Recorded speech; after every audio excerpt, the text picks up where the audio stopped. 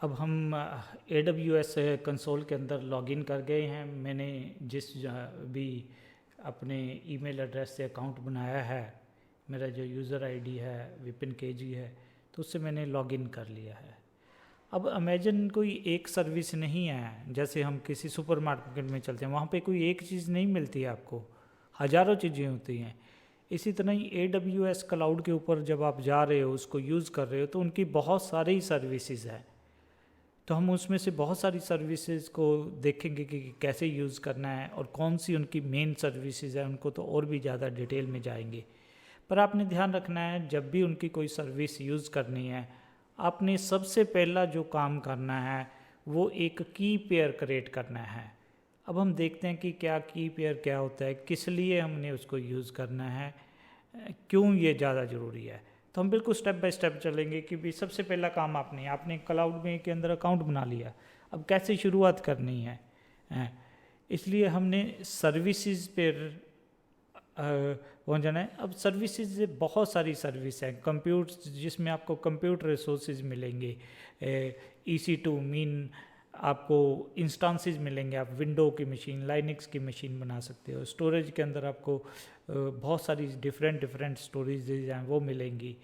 यहाँ पे IoT भी है, आप उसके लिए भी यूज़ कर सकते हो, मशीन लर्निंग के लिए भी यूज़ कर सकते हो।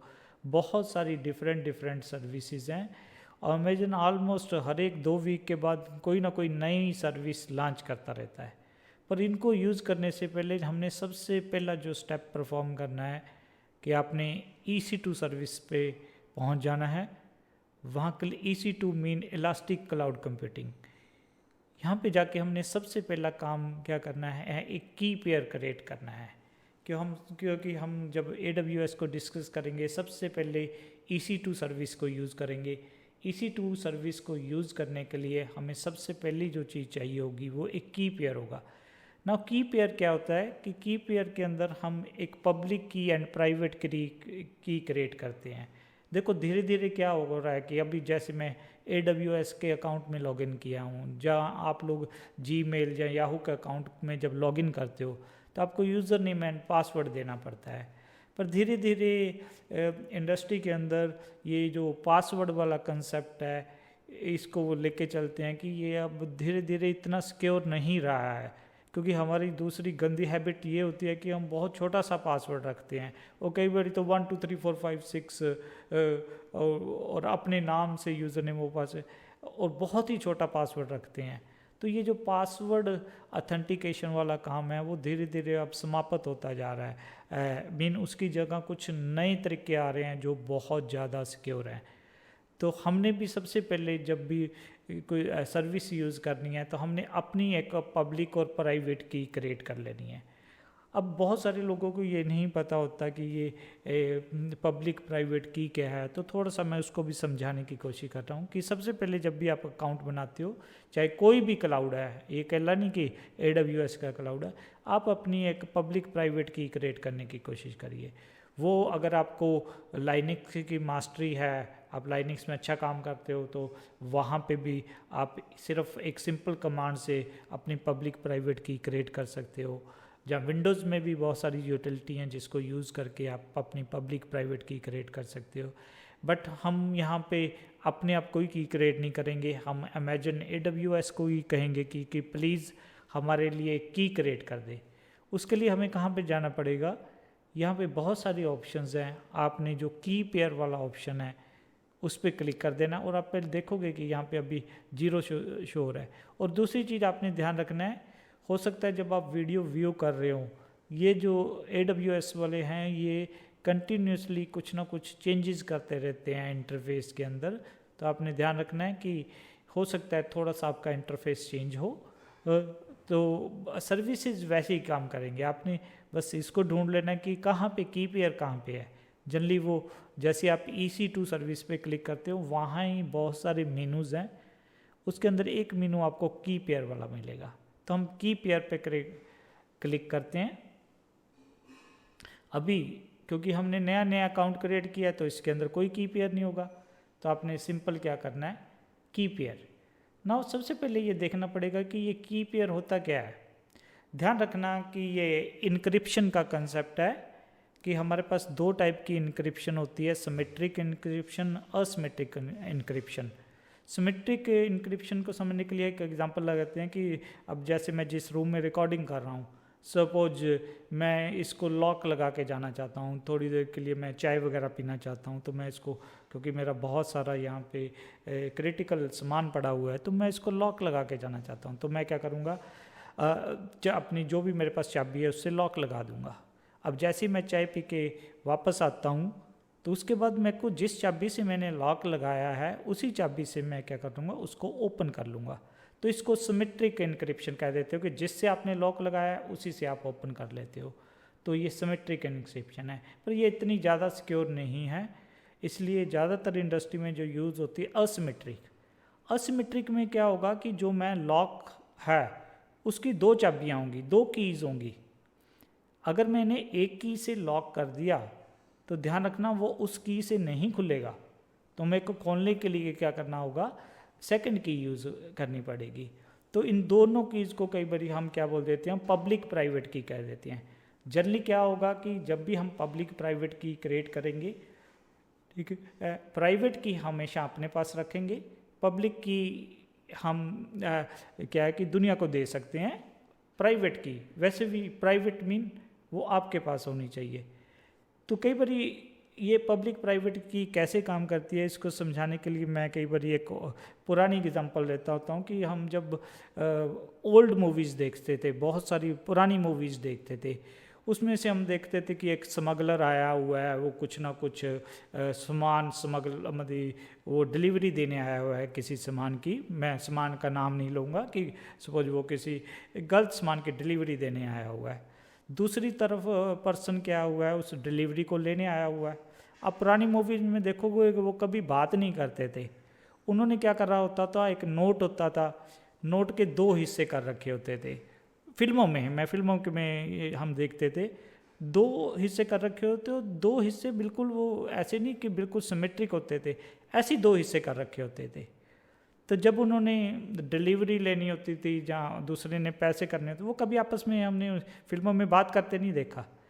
पर वो कैसे कम्युनिकेट करेंगे कि भाई वाकई ये जो डिलीवरी लेने आया पर्सन वो वही है जिसको हमने डिलीवरी देनी है, और जो डिलीवरी लेने आया उसको कैसे पता लगेगा कि सप्लायर वही है।